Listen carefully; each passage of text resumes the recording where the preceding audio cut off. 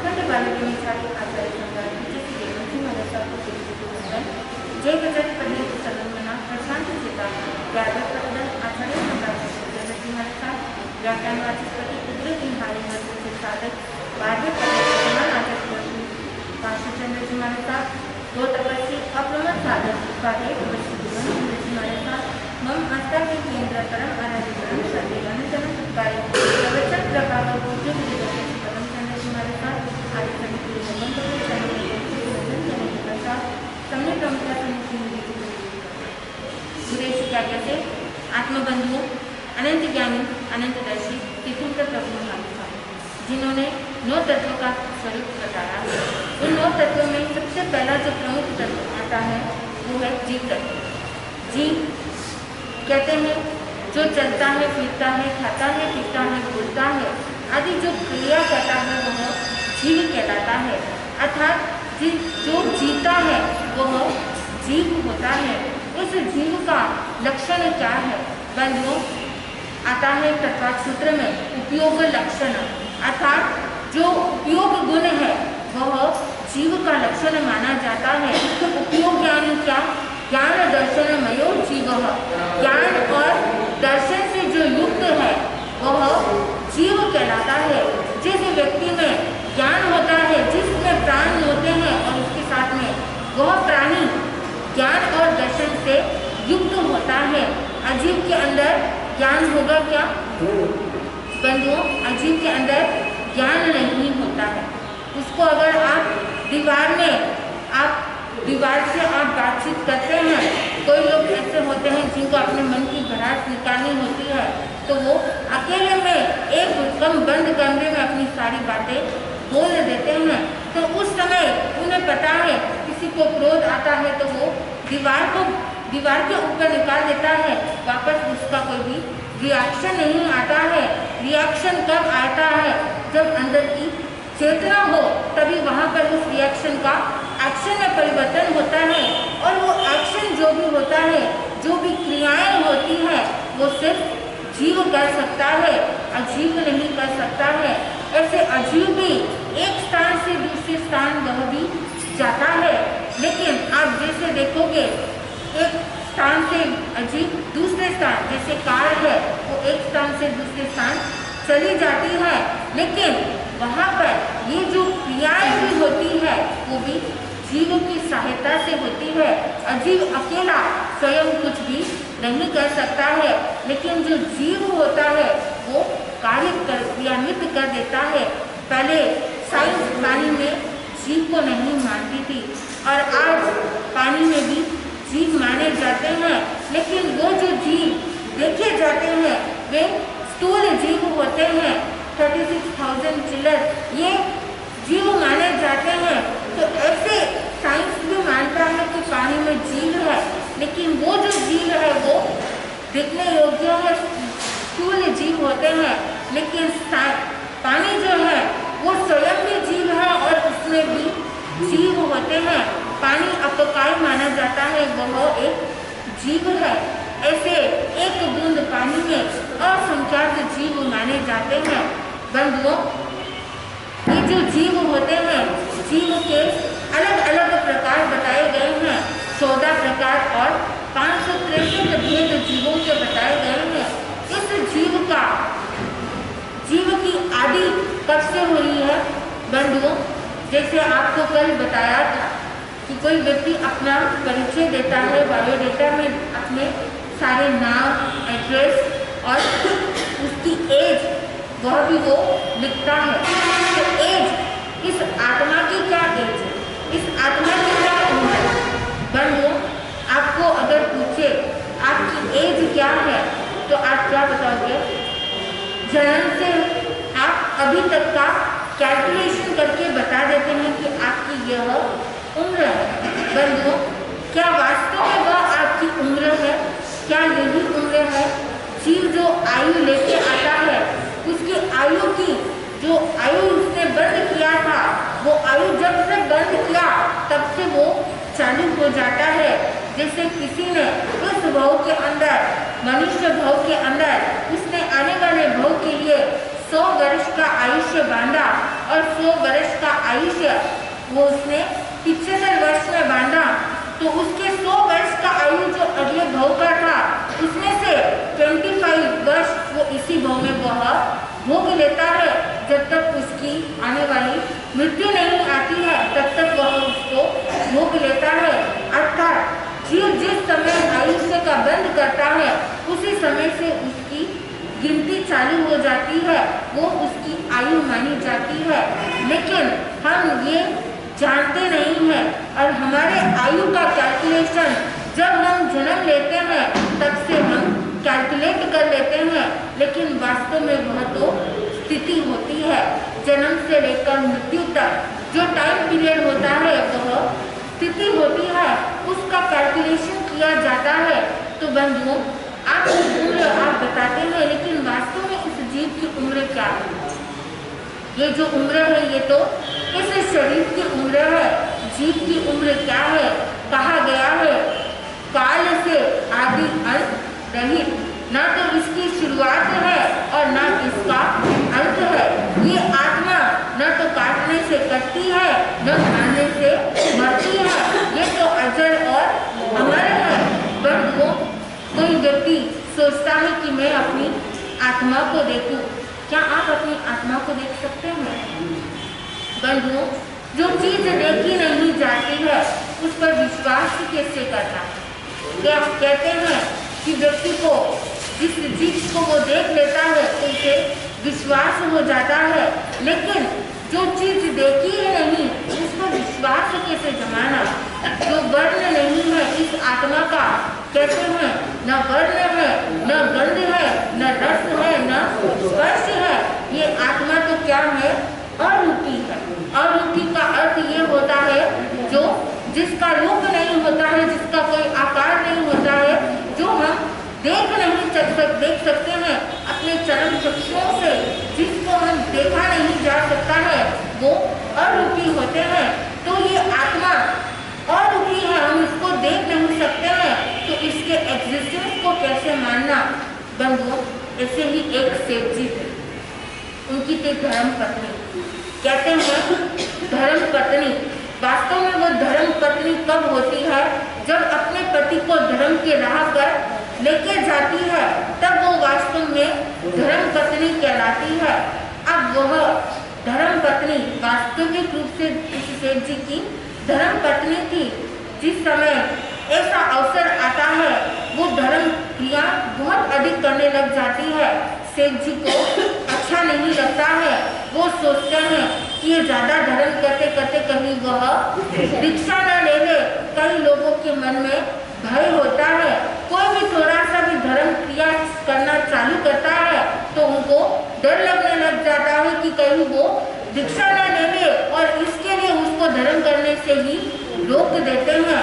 बंधुओं, धर्म करने से जो आपकी पुण्यवानी बढ़ती है, आप वो रोक कर अपने पुण्य पर ही लात मार रहे हैं। कहते हैं वो सेठ जी ने भी कोशिश की थी, लेकिन सेठानी जी वह धर्म में अड़िग थी और वह यह भी चाहती थी कि उनका जो पति है वह भी धर्म में स्थिर हो जाए, धर्म में रमना प्रारंभ कर दे, क्योंकि उसको अपने धर्म के ऊपर बहुत विश्वास था। उस धर्म की महिमा को उसने देखा था। तब वह एक बार ऐसा प्रसंग आता है जब वो सेठानी कुछ धर्म की बातें करती है, तब वो सेठ जी बोलते हैं कि ये आत्मा के बारे में सब बोलती है, मुझे आत्मा को दिखा तो सही। बंधुओं, उस समय वो सेठानी कहती है आत्मा को हम देख नहीं सकते हैं। वो सेठ जी जिद करते हैं कि तू आत्मा को देख नहीं सकती है तो इसको विश्वास कैसे कर सकती है?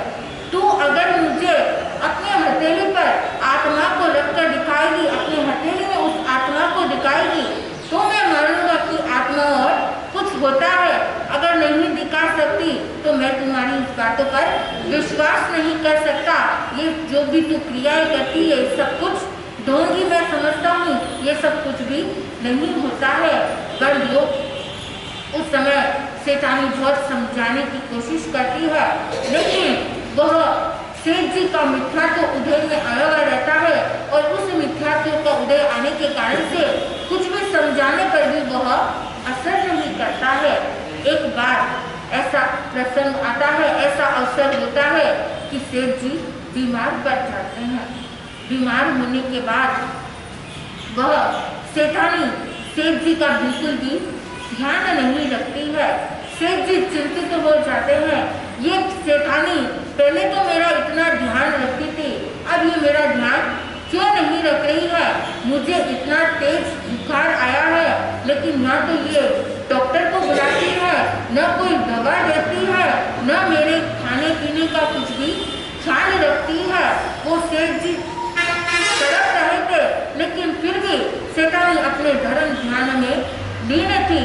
एक बार फिर सेठ जी ने अपनी पत्नी को बुलाकर कहा कि मैं इतना तड़प रहा हूँ, तुझे कुछ भी तुझे दिखाई नहीं देता है क्या? मेरी तड़पन तुझे महसूस नहीं होती है क्या? डॉक्टर को बुलाओ, तुरंत डॉक्टर को बुलाओ। उस समय डॉक्टर को बुलाती है। डॉक्टर को बुलाने के पश्चात चेकअप किया जाता है। तेज बुखार था और बुखार वायरल फीवर होने से साथ में जो दवा देनी थी वो दवा डॉक्टर लिखकर पर्ची सेठानी के हाथ में दे देता है। अब सेठानी उस पर्ची को लेकर अलमारी के अंदर रख देती है। रखने के पश्चात अब वो सेठ जी ने सोचा कि अभी वो अच्छा लेके गई है, शायद अभी वह दवाई लेके आएगी। थोड़ा समय हुआ, अभी तक दवाई आई नहीं। फिर थोड़ा और समय हुआ, अभी तक दवाई नहीं आई। इधर वो सेठ जी की हालत और खराब होती जा रही है, बुखार बढ़ता जा रहा है। उस समय सेठानी को आवाज देते हैं और पूछते हैं, कहाँ है दवाई? तुझे दिखता नहीं है कि मैं तड़प रहा हूँ? तुझे मेरे दर्द को मैं पता नहीं चलता है? तब वह सेठानी देखी, अब मेरा अच्छा मौका मिला है, अच्छा अवसर मिला है कि मैं सेठ जी को ज्ञान दूं, सेठ जी को बोध दूं। तुरंत वह सेठानी बोलती है, कहाँ है आपका दर्द? मुझे जरा दिखाओ तो सही। तब उस समय वो सेठ जी बोल रहे हैं, मैं जो तड़प रहा हूँ वो नहीं दिखता है क्या?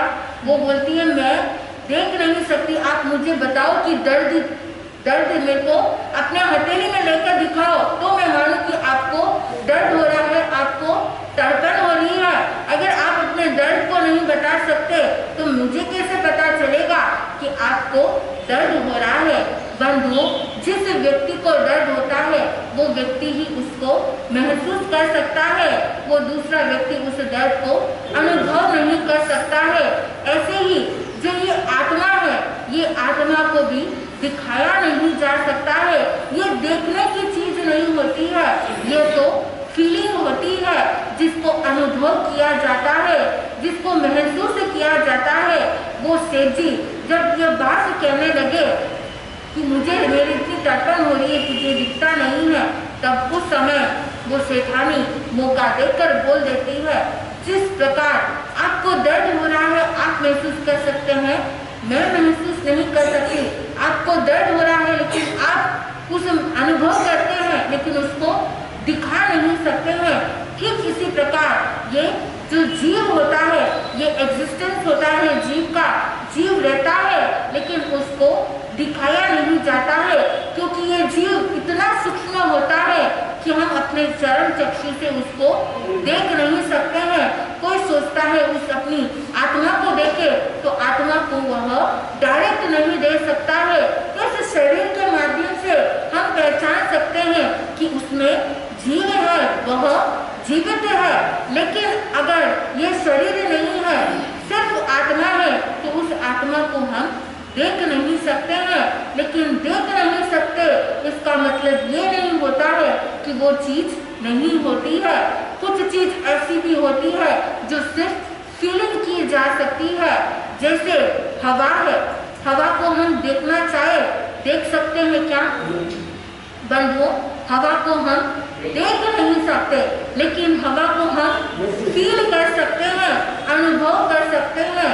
कहा जाता है अगर 5 इंद्रियों के माध्यम से, चाहे कान हो, चाहे आंख हो, चाहे नाक हो, चाहे रसनेंद्रिय हो, चाहे स्पर्शेंद्रिय हो, किसी भी चीज के माध्यम से अगर आप चाहे स्पर्श के द्वारा फीलिंग्स करो, चाहे ज्ञानेंद्रिय के माध्यम से सूंघकर अनुभव करो, चाहे श्रोतेंद्रिय से आप सुनकर करो, उससे आपको आपको महसूस हो जाता है कि वो चीज़ एग्जिस्ट कर रही है, वो चीज़ है। बंधुओं, जैसे हवा को भी नहीं देखा जा सकता, सिर्फ अनुभव किया जाता है, उस अनुभव से पता चल जाता है कि यहाँ पर हवा है। बंधुओं, यहाँ बैठे बैठे अगर शीतल हवा आएगी तो आप तुरंत बोलोगे यहाँ पर हवा अच्छी है, लेकिन अगर आपको पसीना होने लग जाए तो आप क्या कहेंगे? हवा नहीं है। उसी से आपको पता चल जाता है कि यहाँ पर है या नहीं है। इसी तरह से ये आत्मा है, ये अरूपी है। बंधुओं, इसको देख नहीं सकते हैं, लेकिन फिर भी यह रहती है। यह तो हमेशा के लिए शाश्वत है। कहते हैं जयंती श्राविका, जिन्हें भगवान महावीर स्वामी से प्रश्न किया, हे बनते, ये जीव शाश्वत है या अशाश्वत है? तब उस समय प्रभु महावीर स्वामी ने बताया, जिसका वर्णन भगवती सूत्र के अंदर आता है। प्रभु महावीर स्वामी, जिनकी दृष्टि अनेकांतवाद की दृष्टि थी, वह अनेकांतवाद की दृष्टि अगर आपके जीवन में भी आ जाए तो कभी भी झगड़ा नहीं होता है। झगड़ा होने का कारण होता है मैं। अगर मैं हट जाए तो फिर वहाँ पर कोई झगड़ा नहीं होता है। उस समय प्रभु महावीर स्वामी ने कहा कि जीव शाश्वत है या अशाश्वत है। उसका प्रत्युत्तर में कहा जीव शाश्वत भी है और अशाश्वत भी है। बंधुओं, अगर ऐसा कहा जाए उत्तर में, तो अगर वास्तविक रूप से अगर सही श्रद्धा न हो तो किसी के मन में वापस पुनः शंका आ सकती है कि भगवान डबल उत्तर क्यों देते हैं? या तो वो शाश्वत होगा या तो वह अशाश्वत होगा। दोनों कैसे हो सकता है? जो शाश्वत होता है वह अशाश्वत नहीं हो सकता है, और जो अशाश्वत है वो शाश्वत कैसे होगा?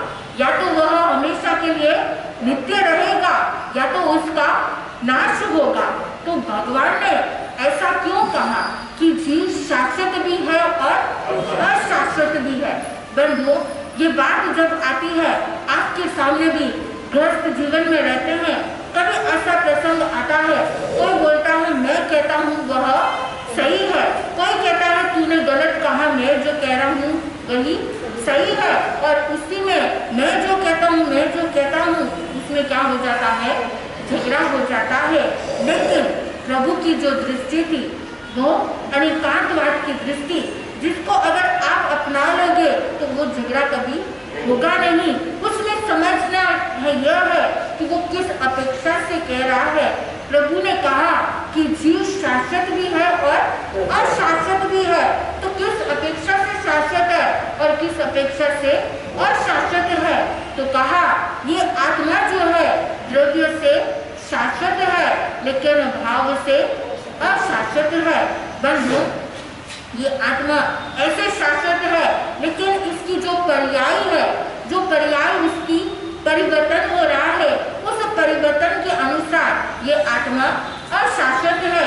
जैसे ये इस भाव में जीव इस शरीर को धारण करता है और जब इस शरीर को छोड़कर चला जाता है, तब उस समय ये माना जाता है कि वो आत्मा चली गई है, उसकी मृत्यु हो गई है। लेकिन वो जो है वो पर्याय का है, और पर्याय जो है वो हमेशा बदलती रहती है, एक समान नहीं होती है। तो ऐसे पर्याय की अपेक्षा से जीव अशाश्वत है, लेकिन द्रव्यों की अपेक्षा से आत्मा शाश्वत है। ये हमेशा के लिए है। कभी ये आत्मा किसी के भी द्वारा काटने से भी नहीं करती है, मारने से भी नहीं मरती है। कोई अगर ये सोचे, अगर किसी को उस आत्मा का बोध हो जाए तो वो जीवन में कई ऐसे प्रसंग आने पर जब क्रोध आता है, कोई क्रोध में आकर एक दूसरे के ऊपर हाथ भी उठाता है, अगर ये आत्मा का बोध हो जाए, स्व का ज्ञान हो जाए कि मेरी आत्मा को कोई मार नहीं सकता है, तो वो उस व्यक्ति को सामने वाले के प्रति कभी क्रोध नहीं आएगा। जैसे उदाहरण आता है एक गुरु और एक शिष्य का। एक गुरु थे और उसका एक शिष्य, जिसकी गुरु परीक्षा करना चाहते थे, और परीक्षा में गुरु ने सोचा उसकी ऐसी परीक्षा लेनी है जिससे मुझे ज्ञात हो जाए कि जो मैंने उसको सिखाया वो सिर्फ रट्टू ज्ञान है या उसको जीवन में भी वह उतारता है।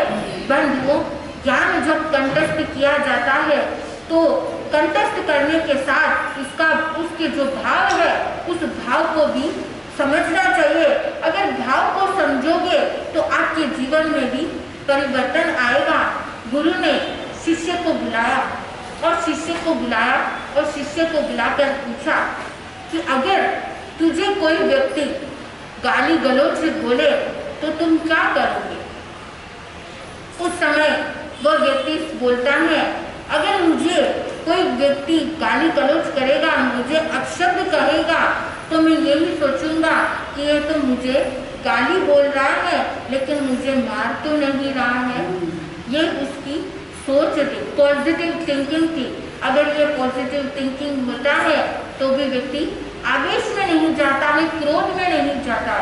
अब वो शिष्य ने कहा कि मुझे अगर कोई गाली गलौज बोलेंगे तो मैं यही सोचूंगा कि मुझे वहाँ पर कि मुझे मार तो नहीं रहा है। तब शिष्य को गुरु वापस प्रश्न करते हैं कि अगर कोई तेरे ऊपर हाथ उठा दे तब उस समय तुम क्या करोगे? तुम क्या वापस उन्हें मारोगे, वापस एक हाथ उठाओगे?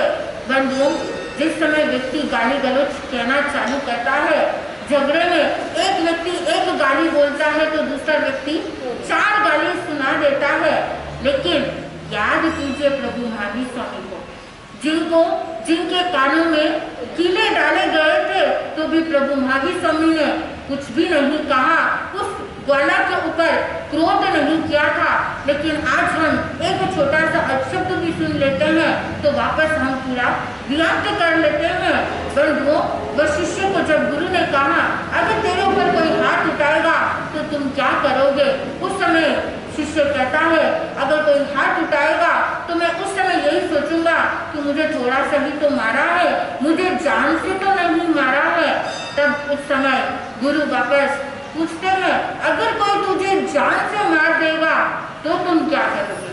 बंधुओं, जान से मारने के बाद करने के लिए जिंदगी ही नहीं रहती है। उसके बाद तो हम परलोक में चले जाते हैं, अन्य भव में चले जाते हैं। फिर क्या करेंगे? अगर मन के वैर नहीं मिटे तो अगले भव में भी क्या कर लेते हैं? वैर भाव को उस वैर के कारण से दूसरी गति में उसको कष्ट देते हैं। इसलिए जाने से पहले अपने मन की जो भी गांठ रहती है उसको पहले से ही निकाल देना। और वो मेन वैर का कारण होता है मिसअंडरस्टैंडिंग, डाउट ही कारण होता है। अगर वो डाउट हट गया तो वो वैर भी मिट जाता है। शिष्य के इस जवाब को सुनकर गुरु बहुत प्रसन्नचित हुए। वो गुरु ने जब उसे पूछा अगर तुम्हें कोई जान से मार देगा तो तुम क्या करोगे? उस समय वो शिष्य कहता है मैं यही सोचूंगा कि उसने मुझे मेरे शरीर को मारा है लेकिन मेरी आत्मा को तो वह मार ही नहीं सकता है, क्योंकि मेरी जो आत्मा है वो क्या है? अजर और अमर है, जिसको काटने पर कभी कटती नहीं, मारने से मरती नहीं। शस्त्र का प्रयोग करने से, चाकू है चाहे कोई भी शस्त्र हो, उस शस्त्र के द्वारा भी वो आत्मा को कुछ भी नहीं होता है। हवा से भी ये आत्मा सूखती नहीं है और न अग्नि में जलाने से ये आत्मा जलती है, न पानी में डुबोने से ये आत्मा डूबती है। ये जो होता है ये शरीर का होता है, लेकिन जिस शरीर में ये आत्मा रहती है जब तक उसके साथ में कर्म बंधे हुए रहते हैं, जब तक ये जीव 4 गति में वह डुलता रहता है, एक गति से दूसरी गति में वह परिभ्रमण करता है। इसलिए ऐसे जो जीव होते हैं उनको संसारी कहा जाता है।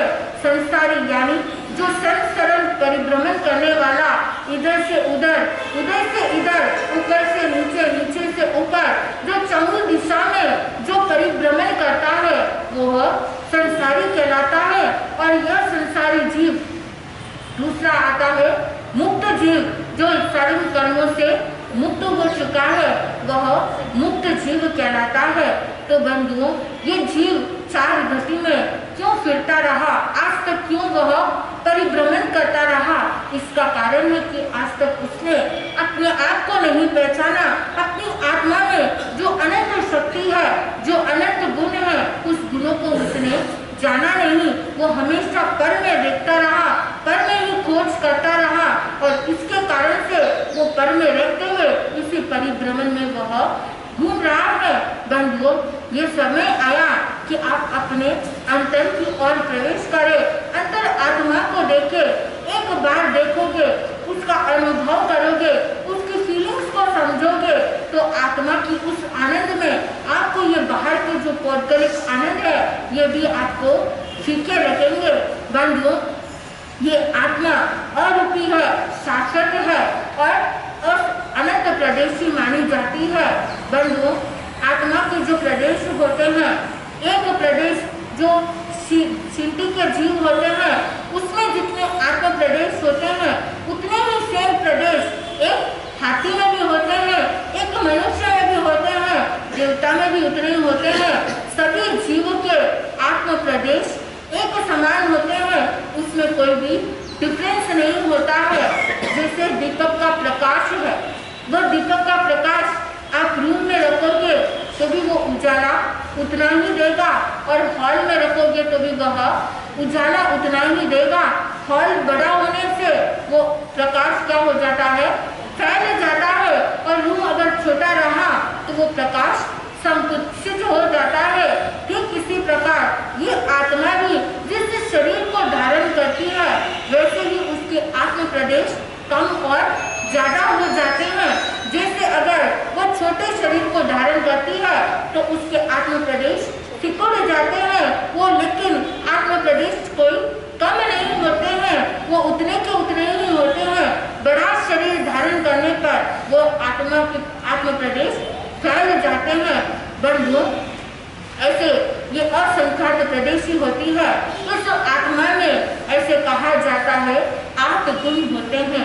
आत्मा के 8 गुण, वही 8 गुण कौन से होते हैं जो सिद्धों के होते हैं। सिद्धों के जैसे 8 गुण बताए गए हैं वही 8 गुण इस आत्मा में भी होते हैं। बंधुओं, ऐसे देखा जाए तो हमारी आत्मा और सिद्धों की आत्मा में कोई डिफरेंस नहीं है, लेकिन जीव ये नहीं जानता है उसके जो गुण है वो गुणों को वह देख नहीं पाता है। कहते हैं सिद्ध जो है वो कर्मों से मुक्त है और हम जो है वो कर्मों से युक्त है।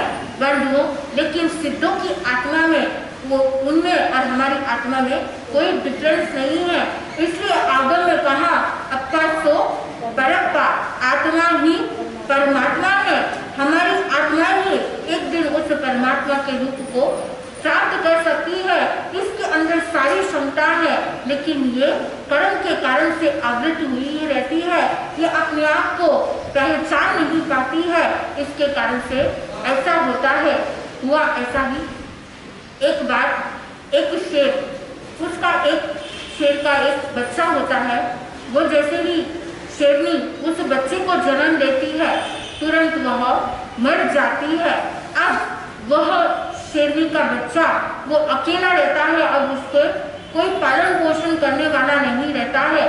तब उस समय एक व्यक्ति जो भेड़ बकरियों को लेके जा रहा था वह देखता है और शेर का बच्चा वहां पर पड़ा है तो उसको दूध पिलाता है। वो शेर का बच्चा भी दूध पीने लगता है।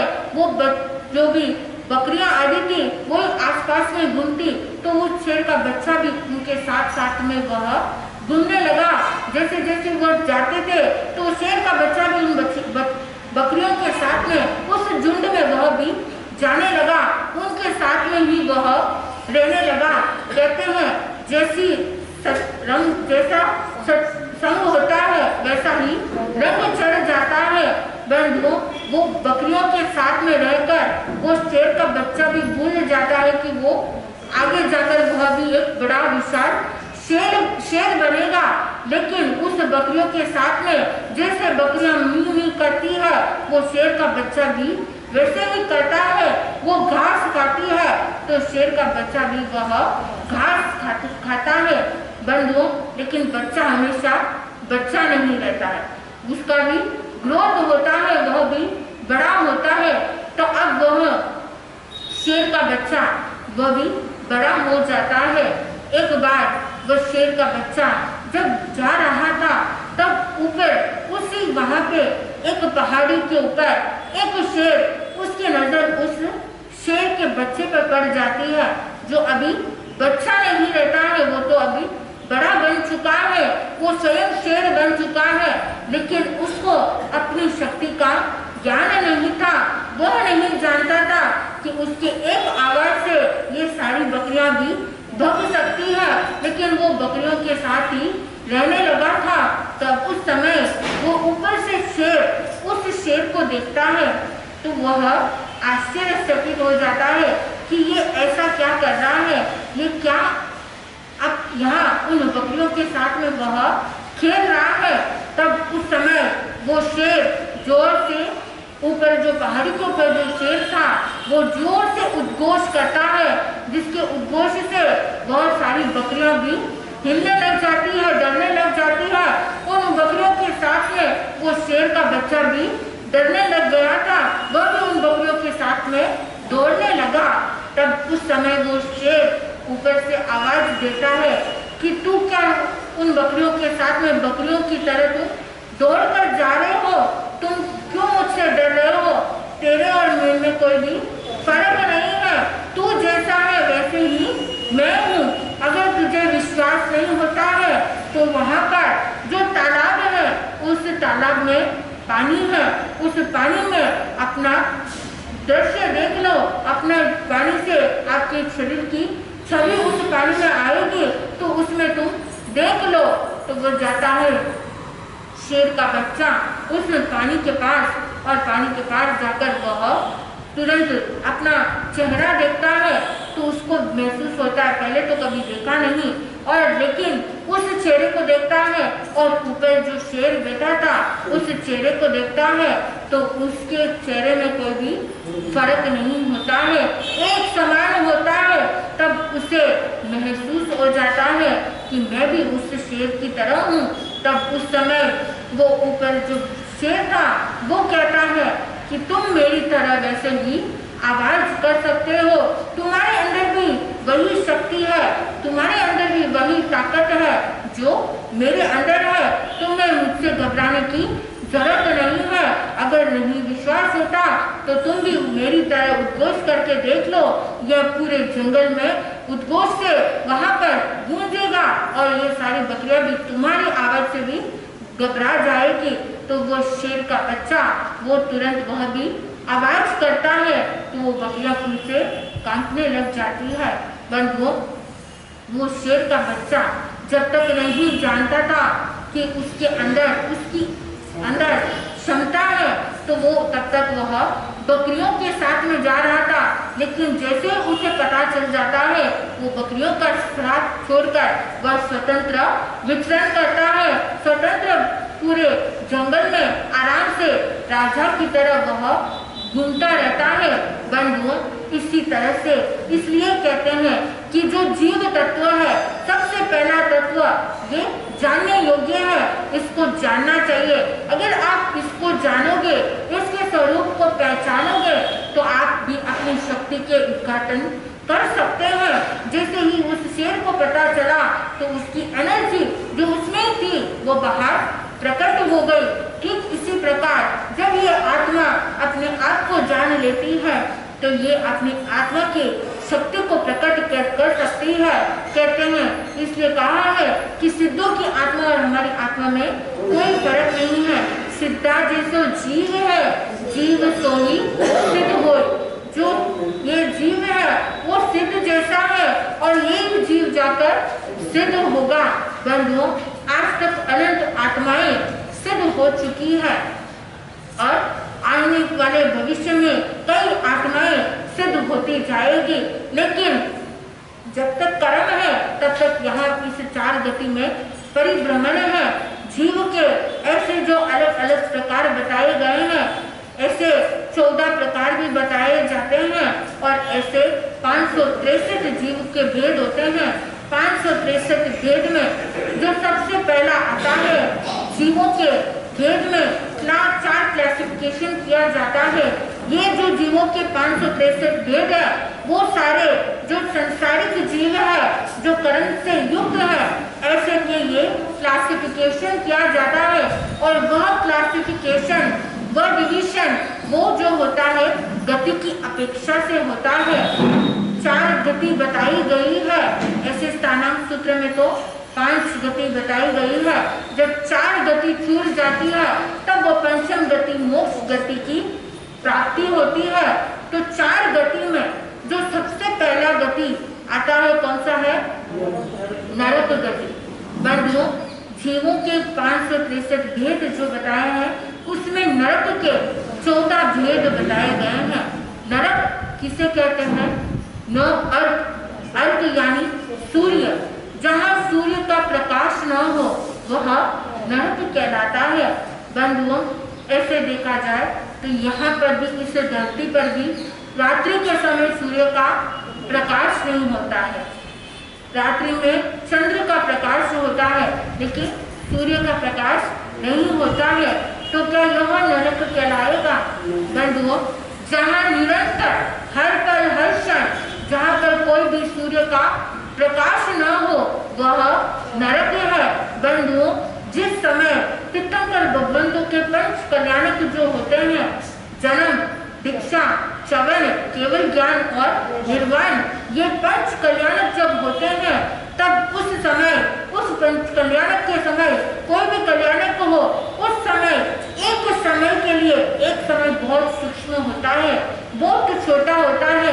हम एक पलक झपकाते हैं तब तक उसमें असंख्यात समय गिन नहीं सकते हैं, उतने समय बीत जाता है।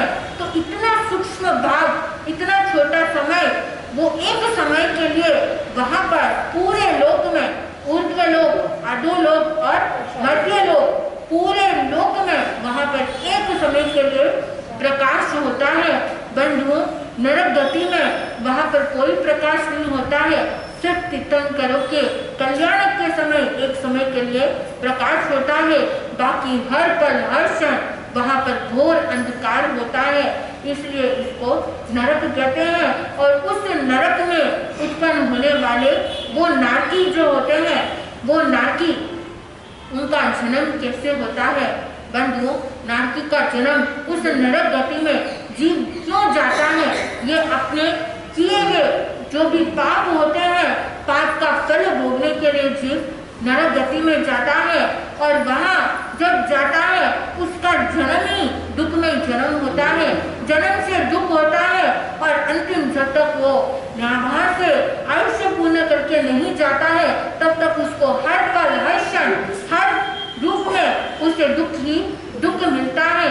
जिस समय उसका जन्म होता है, हम मनुष्य तो माता की कुक्षी से पैदा होते हैं, लेकिन वो नारकी जो होते हैं वो कुंभी में पैदा होते हैं। वह कुंभी के भी अलग अलग रूप बताए गए हैं, अलग अलग आकार होते हैं। एक कुंभी का आकार कैसा होता है? जो ऊपर से जो मुंह होता है वह छोटा होता है और नीचे का जो पेट होता है वह बड़ा होता है। जैसे घड़े का आकार कैसे होता है, घी की कुपी कैसे होती है, उसी तरह से वह कुंभी होती है। और उस कुंभी में वह जीव, नारकी का जीव जन्म लेता है, तुरंत वहाँ नहीं आता। नारकी का जीव उस दीवार में वहाँ जन्म लेता है और उस दीवार से सीधा वह कुंभी के अंदर गिरता है। और कुंभी में गिरते ही जैसे बच्चा हमारी ग्रोथ होती है, वैसे ही उस नारकी का जीव जो है उसका शरीर है वह भी बढ़ने लगता है। लेकिन उनका व्यक्ति शरीर होता है तो वो जो कुंभी रहती है उसी के अनुसार उसका शरीर बढ़ जाता है। अब ऊपर से वह छोटा है मुंह कुंभी का और नीचे से क्या है, मोटा है। तो उस समय अब वहाँ उस नारकी के जीव को उस कुंभी से बाहर वो परमाधामी देव निकालते हैं। बंधुओं, कैसे निकालेंगे? अगर आप कोई भी चीज अंदर डालोगे, अगर वह बड़ा रहेगा, मुंह से बाहर नहीं आ सकता है, तो आप क्या करोगे? टुकड़े करके आप उसको बाहर निकालोगे, अन्यथा निकाल नहीं सकते हैं। या तो कुंभी तोड़नी, या जो चीज होती है उसको तोड़ना होता है, या तो उसके अंदर जो है उसके टुकड़े करने होते हैं, तो ही वह बाहर निकल सकता है। अब वो नारकी का जो जीव है, वो नारकी के जीव जो कुंभी के अंदर जन्म लिए हैं, उनका शरीर पूरा नीचे से तो मोटा हो गया था, अब वो उस मुंह से बाहर नहीं निकलता है। तब वो परमादान देव उससे उनके शरीर के टुकड़े कर करके वहां पर उसको बाहर निकालते हैं। बंधुओं, उस कुंभी से बाहर निकालते हैं। जन्म के समय ही उनको ये इतनी वेदना होती है, जन्म में ही उनको इतनी वेदना, उनका शरीर वेक्रिय शरीर, जिस वेक्रिय शरीर के द्वारा उनके शरीर के टुकड़े किए जा सकते हैं, टुकड़े करने पर भी वो वापस एक हो जाते हैं। जैसे पारा होता है मरकुरी वह बिखर जाती है लेकिन वापस एक हो जाती है, वैसा वेक्रिय शरीर उन नारकी को होता है। ये तो जन्म की वेदना, और इस जन्म की वेदना के साथ में वहाँ पर उन्हें क्षेत्र वेदना भी होती है, परमादानी देवों द्वारा भी वेदना भी होती है, और आपस के वहाँ पर परस्पर वेदना भी होती है। 3 और वेदना बताई गई है, लेकिन ये जो वेदना होती है ये भी बहुत ही कष्टदायी होती है। कहते हैं क्षेत्र वेदना में उस जीव के इतनी वहाँ पर उसे इतनी भूख लगती है कि अगर विश्व का सारा खाना भी उसे दे दिया जाए तो भी उसे तृप्त नहीं होता है, उसे शांति नहीं मिलती है। और प्यास तो इतनी अनंत प्यास, अनंत तृषा होती है, इतनी तृषा कि पूरे विश्व का समुद्र का पानी, पूरा पानी उस जीव को पिलाया जाए तो भी उसकी प्यास नहीं बुझे, इतनी तीव्र उसकी प्यास होती है। और साथ में अनंत उष्ण, इतना इतनी गर्मी, इतना ताप होता है।